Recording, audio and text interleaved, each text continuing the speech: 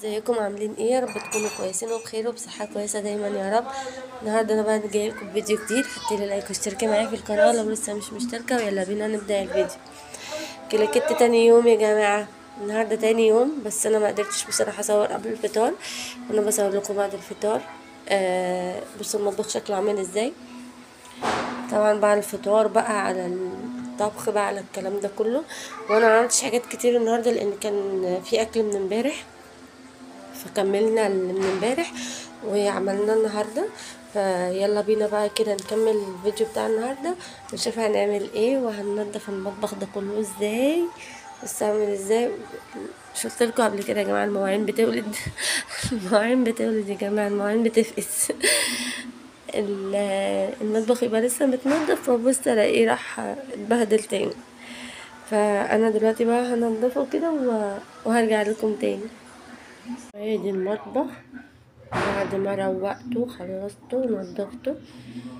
روقت الرخامة وفوق الغسالة هنا البوتاجاز والمواعين. نضفته خالص تماما كده.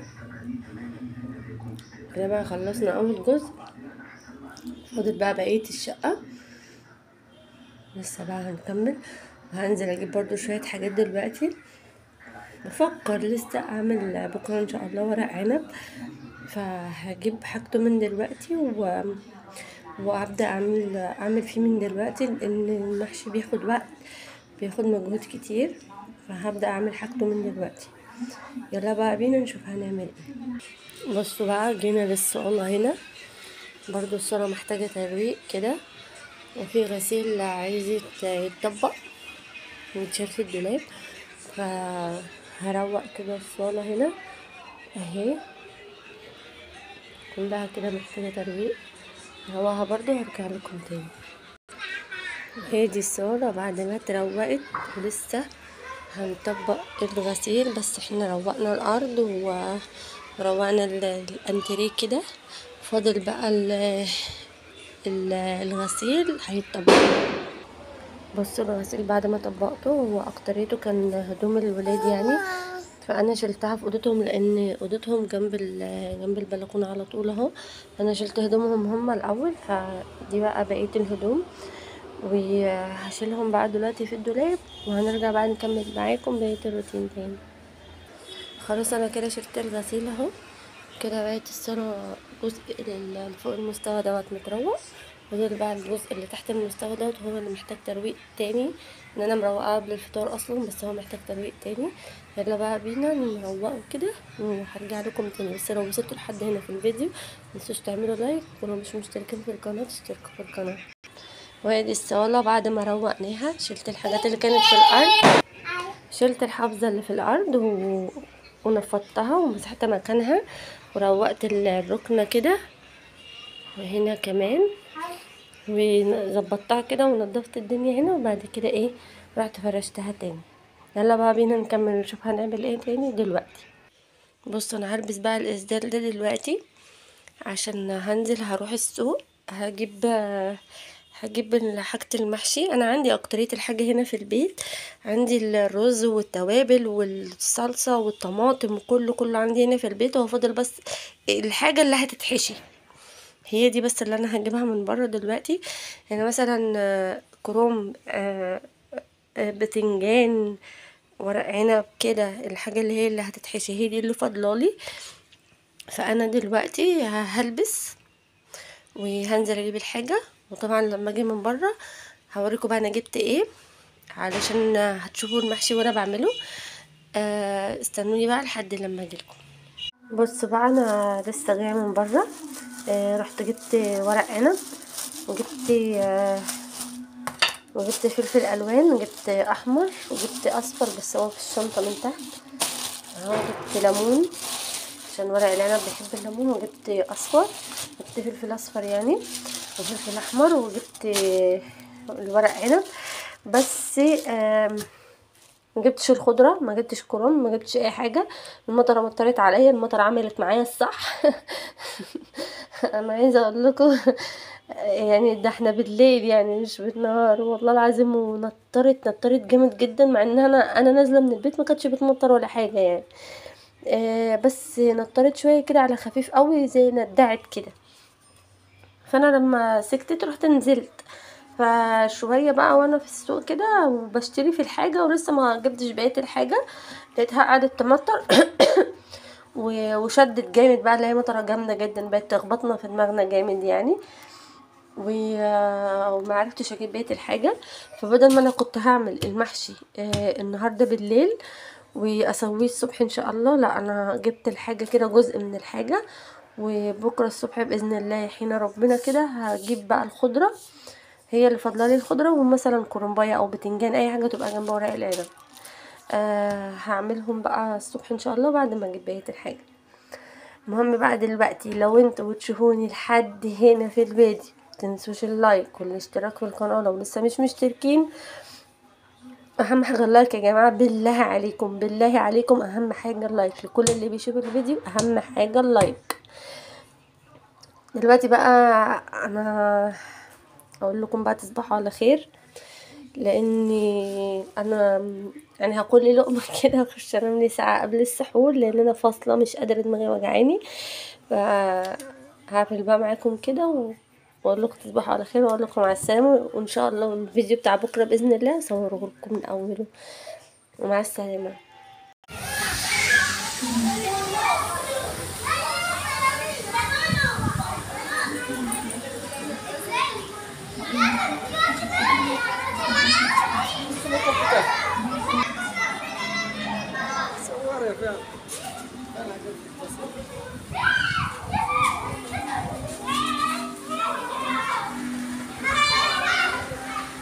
بصوا بقى انا نزلت دلوقتي. انا عايزه اقول لكم الساعه 4 الا، هو انا مش عارفه انا هلحق اصلا اعمله ولا لا. انا بقى معرفتش انزل لحد بعد الظهر لان كان المطره شغاله ما بطلتش، والبرق والرعد كان شغال يا جماعه لحد الساعه 9 الصبح. البرق والرعد شغال طول الليل، فطبعا الشوارع غرقانه ومفيش اصلا مكان حد يعرف يمشي فيه ولا حد يعرف يعدي فيه. بس انا دلوقتي نزلت حاولت كده من هنا ومن هنا بقى لحد لما عرفت اوصل للسوق ورحت جبت كرومبايه كده صغننه صغننه خالص، هي باينه في الكاميرا ان هي كبيره بس هي صغيره قوي. وجبت الخضره بتاعتها اهي مع ورق العنب ماشي. وجبت كده شويه كنافه نص كيلو على قدنا، نص كيلو كنافه. طبعا انتوا عارفين رمضان ما ينفعش من غير الحلويات فانا دلوقتي بقى جبت الحاجات دي وثواني بقى كده وهوريكم انا عامله ايه تاني.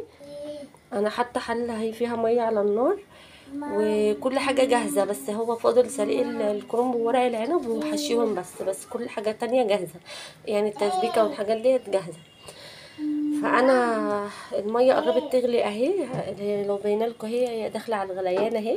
فانا هحط فيها دلوقتي شويه ملح وهحط فيها الكرنب وورق العنب. تمام، تعالوا بقى اوريكم حاجه كمان انا جبتها دلوقتي. بصوا الترنج ده جبته دلوقتي لابني الكبير، وعنده ما شاء الله اللهم بارك عنده 6 سنين. هو البنطلون يا جماعه برمودا، متقلقوش يعني الرخامه نظيفه. هو البنطلون برمودا، بصوا عليه توي ستوري، هو بيحب الكرتون ده جدا يعني عشان كده انا اول ما شفته عجبني. ده البنطلون بتاعه ماشي. لسه بقى لسه في فيديو للمشتريات، بس اهم حاجه بقى ايه اللايك والاشتراك في القناه علشان تشوفوا ايه كل جديد وعلشان تشوفوا الفيديو بتاع المشتريات ولبس العيد بقى. وكل سنه وانتم طيبين، ولسه بقى في حاجات تاني ان شاء الله هنجيبها. ده تيشيرت الترنج اهو، بصوا اللهم بارك يعني ما شاء الله يا رب يدوبه في عرق العافيه. بصوا عليه توي ستوري برضو، هو بيحب الكرتون ده قوي فانا جبته له. وعايزه اقول لكم انا جايباه من ورا خالد لسه ما وريتهوش لخالد علشان خالد كل ما اقول له عايزه اجيب لبس العيد يقول لي استني شويه لسه في موديلات جديده هتنزل ولسه في حاجات حلوه هتنزل، ما تستعجليش وتجيبي دلوقتي استني شويه ومش عارف ايه، عمال يقول لي كده. بس انا طول ما انا ماشيه في الشارع كل ما الاقي حاجه عجباني كده اروح جايبه واروح شايلها من ورا علشان ما يقوليش كده تاني، ما يقوليش استني شويه لما الموديلات الجديده تنزل. هي كده الموديلات الجديده نزلت اصلا لان احنا لسه يعني في تصفيات الشتاء، وكمان نازل معاها دلوقتي لبس الصيفي اللي هو بتاع العيد. انا بقى مش هطول عليكم، بس اهم حاجه لو وصلتوا لحد هنا في الفيديو متنسوش اللايك وتشتركوا في القناه لو لسه مش مشتركين، ويلا بينا نكمل الفيديو. هبدا بقى كده في تجهيز ورق العنب.